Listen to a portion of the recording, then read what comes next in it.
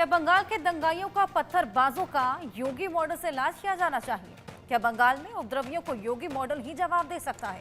बंगाल में वक्फ बिल के विरोध में हिंसा के बाद लोग दंगाइयों को सबक सिखाने के लिए योगी मॉडल की मांग कर रहे हैं। अलग अलग शहरों से आइए रिपोर्ट दिखाएं। संशोधन बिल लोकसभा राज्यसभा में पारित हो चुका है। वहीं राष्ट्रपति ने अपनी मोहर के बाद लागू भी कर दिया है। लेकिन इसको लेकर कल सुप्रीम कोर्ट में सुनवाई थी। आज 2 बजे बाद भी सुनवाई होनी है। लेकिन वहीं पश्चिमी बंगाल में मुर्शिदाबाद में वक्फ संशोधन बिल के खिलाफ रैली जा रही थी, उसमें हिंसा हुई है। उसके बाद उत्तर प्रदेश के मुख्यमंत्री योगी आदित्यनाथ का बयान आया, लातों के भूत बातों से नहीं मानते। मेरे साथ कई मुस्लिम समाज के लोग मौजूद हैं, वह वक्फ बिल पे और मुर्शिदाबाद पे बात करते हैं। आप अपना नाम बता दें। मुफ्ती मोहम्मद आदिल खान नदवी। ये आखिर इस वक्फ संशोधन बिल का विरोध क्यों हो रहा है? ये हमारी मजहबी आज़ादी के ख़िलाफ़ है और मुल्क के कॉन्स्टिट्यूशन और क़ानून के भी ख़िलाफ़ है। और कोई भी ऐसा काम जो कॉन्स्टिट्यूशन के ख़िलाफ़ होगा, लाजमी तौर से हम और इस तरह के मुल्क में क़ानून पे की बालादस्ती चाहने वाले हर शख्स उसकी मुखालफत करेगा। जी, एक बयान हो रहा है यूपी के मुख्यमंत्री योगी आदित्यनाथ, वो कहते हैं मुर्शिदाबाद में जो हिंसा हुई है, लातों के भूत बातों से नहीं मानते। उस बयान को आप अपनी नज़र से किस प्रकार से देखते हैं मुस्लिम समाज की?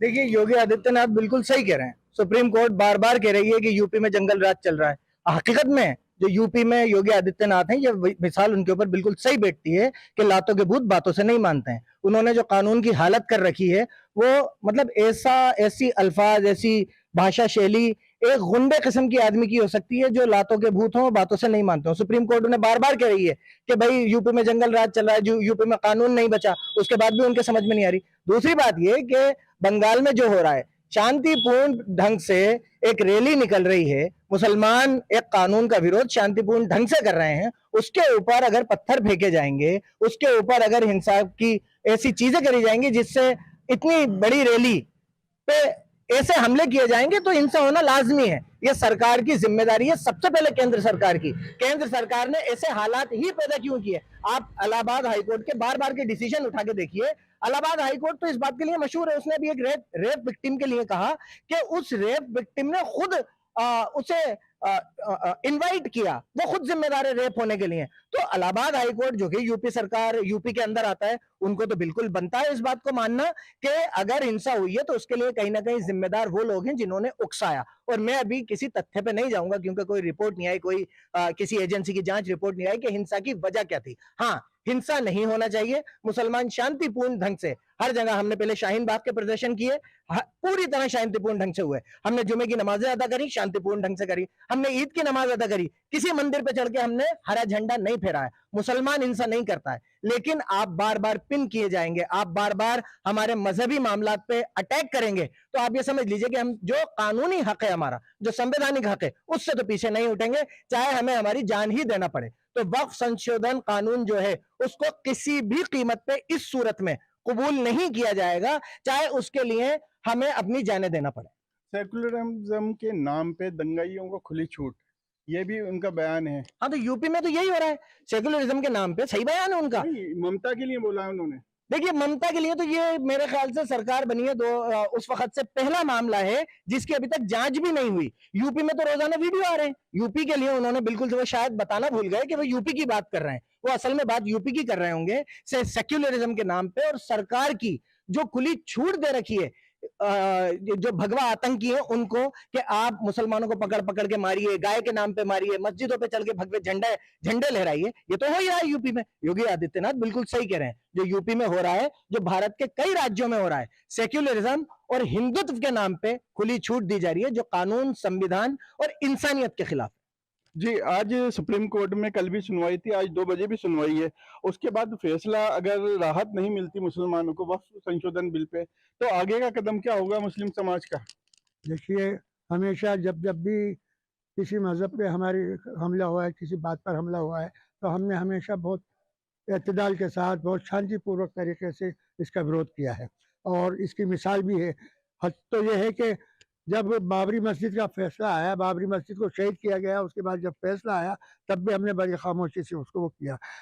मुसलमान कभी भी किसी भी तरह से जब भी कोई विरोध करता है, प्रदर्शन करता है, हिंसक रूप नहीं लेता है, लेकिन उसे जबरदस्ती बकौल इनके हिंसा पे उकसाया जाता है, उतारू किया जाता है और उसे मजबूर किया जाता है। अब एक आदमी जिसके सर पे पत्थर लगेगा वो कुछ तो वो करेगा।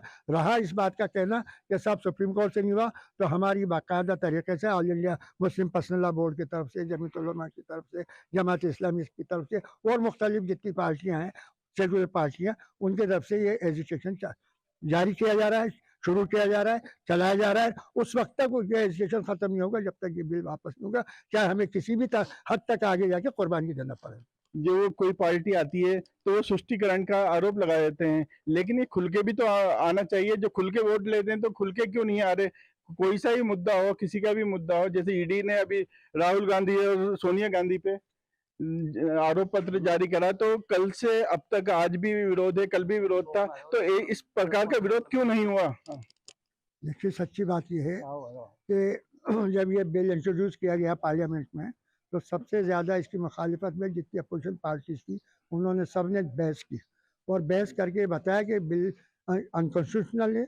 ये बहस भी की कि ये बिल्कुल गलत है, गैर कानूनी है और मुसलमानों को इससे नाजायज़ तौर पे दबाया जा रहा है, नुकसान पहुंचाया जा रहा है। लेकिन राहुल गांधी और अब- प्रियंका अब- गांधी ने लोकसभा में भी नहीं बोला, राज्यसभा में नहीं बोला। देखिए, हाँ, देखिए, मैं आपसे एक बात अर्ज कर दूं कि हर मुद्दे पे जब किसी पार्टी का कोई आदमी बोलता है ना, तो उसको ऑथराइज किया जाता है कि भाई पार्लियामेंट में फला आदमी इस मुद्दे पे बोलेगा। और इस सिलसिले में पार्लियामेंट में जब भी बहस हुई है, कांग्रेस की तरफ से बोले गए, आरजेडी की तरफ से भी बोले गए, और हद तो यह है कि महाराष्ट्र में जब वो तो संजय राउत भी उसमें काफ़ी बढ़ चढ़ करके वो लिया है, और आप पार्टी का संजय सिंह ने भी बहुत बयान दिया है, और इस तरह ममता बनर्जी का जो रिप्रेजेंटेटिव था उसने पार्लियामेंट में भी और राज्यसभा में भी जम के बहस की इस सिलसिले में। अब आपका ये कहना कि पब्लिकली इसका वो नहीं हो रहा, ये आपको मैं एक बात बता दूं कि जो ही पब्लिकली इसका ज़्यादा विरोध के सामने आते हैं, तो बीजेपी वाले इसको फ़ौरन बकौल आपके ये कह देते हैं ये अब तक तुष्टिकरण की राजनीति हो रही है, तो तुष्टिकरण की। तो अब सबसे पहली और नंबर 2 पे जो रिट फाइल हुई है वो कांग्रेस की तरफ से हुई है और जावेद नाम के व्यक्ति की तरफ से पेश की गई है। इसी तरह से समाजवादी पार्टी की तरफ से भी की है, आरजेडी की तरफ से भी हुई है, बंगाल के उससे ममता बनर्जी की तरफ से भी हुई है, और ओवैसी साहब की तरफ से भी हुई है, जेडीयू जनता दल यूनाइटेड की तरफ से भी हुई है। तो मुख्तलिफ जितनी भी सियासी पार्टियां हैं जो अपोजिशन में पार्टियां हैं, वो सब इसका विरोध करेंगे, हर लेवल पे करेंगे, और वक्त आएगा तो वो मैदान में आकर भी हमारे साथ जुड़ेंगे और विरोध करेंगे। ये अपन बात करें टोंक की। टोंक विधायक है सचिन पायलट। सचिन पायलट ने वक्फ संशोधन बिल का समर्थन तो किया है, लेकिन उन्होंने कहीं ये नहीं बोला वक्फ बिल बोला है, तो उस पर क्या प्रतिक्रिया है आपकी? नहीं, देखिए, ऐसा है, या तो ये कहिए कि हम नहीं समझ पा रहे हैं या वो नहीं समझ पा रहे हैं।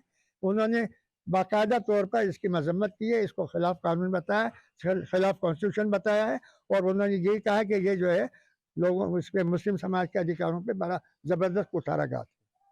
ये थे वक्फ संशोधन बिल पे मेरे साथ मुस्लिम समाज के लोग जिनसे हमने बात करी है, बात हो बंगाल की हो, योगी सरकार की हो या ममता बनर्जी की हो।